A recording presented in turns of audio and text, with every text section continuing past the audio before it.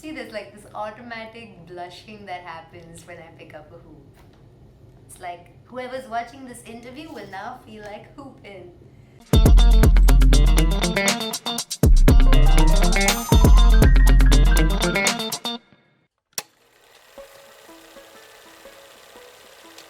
Hi, I'm Eshna Kutty. I'm 23 years old and I am a hula hoop dancer and also a movement therapy practitioner.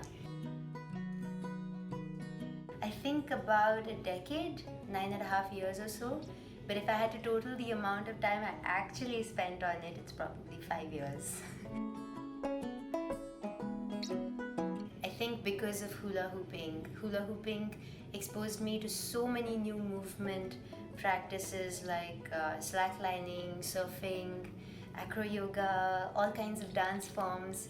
So I was very drawn to movement in general, and I think it just really helped that I had psychology as well, and that was something I wanted to do masters in and pursue. So I'm kind of getting the best of both worlds here. Roger Federer, for sure. I love him. I aspire to someday be as graceful a dancer as he dances on court.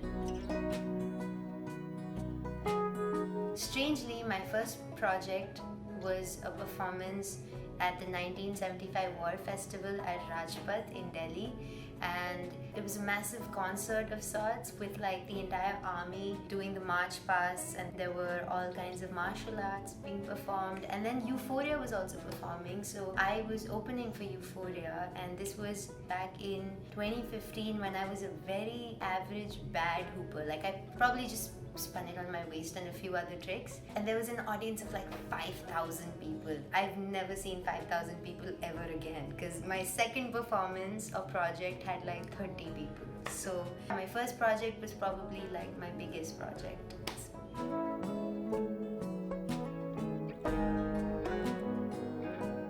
I think 10 years ago I was a very serious person. I would give myself a heads up that, bro, 10 years from now you are gonna be a child and you're gonna love every bit of it, because I think adults are like overgrown children anyway. We never really truly grow up. I can be a financially independent person, I can be a caregiver, I can be a partner to someone, but I can also be a child, and there's so much joy in it, there's so much playfulness in life when you live it through the eyes of a child. And you always have FOMO looking at children saying, oh, they're having so much fun, but I mean, you can too. And I would tell that to myself like 10 years ago. I wish I told that to myself. I wish I told that to myself 5 years ago. But I think now that I realize it, I can tell myself 30 years from now, I'll probably still have mud and grass in my hair because I'm probably rolling around somewhere. It's a very subjective question, but anything that's expressed creatively, especially with vulnerability. I would put vulnerability over creativity, anything that's honest, because art is a kind of an outlet for the soul, for a soul that maybe can't express always through words, so can do through other mediums, and that is exactly what art looks like. And as humans, I think that is one good thing that we've given the universe, art. I am a binger of things. When I say binge, I also binge practice. I sometimes practice for like 7-8 hours every day for a week or so, and then I get so exhausted mentally that I hate it. For the entire month, I just won't pick it up again, and I think that's a very counterproductive way of practicing and finding creativity, if so, because you're restricting yourself to just those few days and then you have like spent all of it.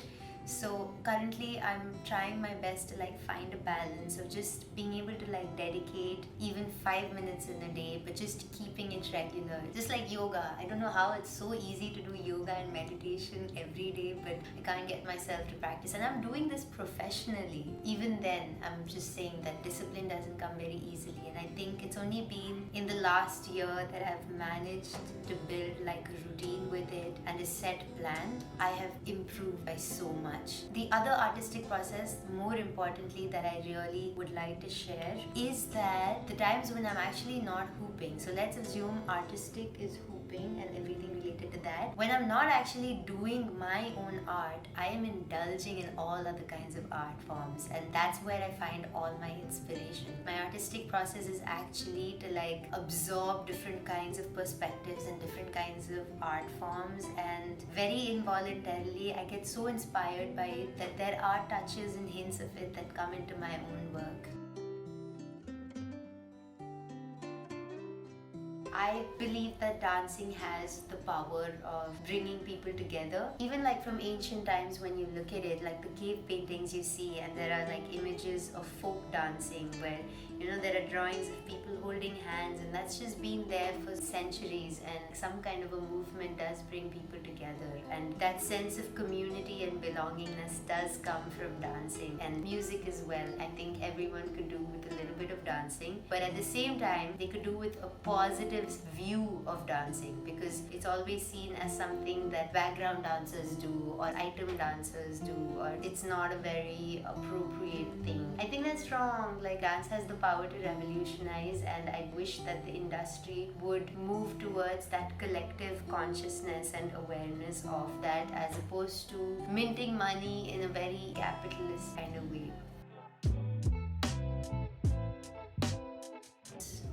Yes, but not just by location, but with your company. So no matter what small city you're from or what big city you've come from, I think that your company matters the most. I feel like if in college, my closest friends, if they were like all the people who, you know, got jobs through the placement cells, I would probably be doing that as well, because I was 80% certain that I would be getting into a job as a therapist right after college, and maybe doing a master's in it so that I could get into clinical psychology. But then my friend circle was very artistic. They were all people from the theatre society, the music society, and it just made sense because people around you are also very driven by what they love, and like my family is very artistic as well. To break out of that is a lot more. Like people who break out of, you know, families that are like, whose parents are like CA, and then they break, and then there's so much more to it. So, and of course, like opportunity wise as well, then location makes a difference. Access to like learning something, and now that like the lockdown, like we realize that internet is so valuable and we can learn anything at like click of our fingertip, then I think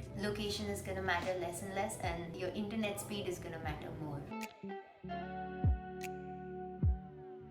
For a very long time, I just did collaborations. So whenever I needed photos, I would collaborate. If I needed videos, I would collaborate. If I needed a studio space to teach in, I would do a revenue share as opposed to paying the rent, because I used to go into losses otherwise. So I played it very, very, very safe. And yes, I started off with a lot of pro bono stuff, which I think everyone would have at some point. But there are, of course, many things that I could have done better, like having realized the worth of what I do, because I think I did like work for very little money for a very long time, and because of that I don't think I was taken very seriously. And it's sad that like, yeah, money does do that. In order to stay somewhere, you do need to quote, but the quote has to be in accordance to what you're gonna give in return, not be like that person that quotes so much but is gonna give something really shitty. But I'm learning it too. I think business is an art in itself.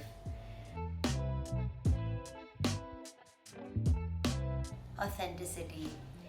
It does exist, yes, but I think in a very small and very niche number, because authenticity in the artist and authenticity in the witnesser. I think high budgeted events usually want all of these things that, you know, don't make a person who they are and let them do what they really love doing. A safe space can be created for just artists in general, then an artist can express themselves completely and they can actually expand and create something so unique that India in general would have something new to offer to the world, rather than us always imitating stuff from the West. And this, of course, is the general view. There are obviously people who are doing things in their own niche way. I think we can normalize that.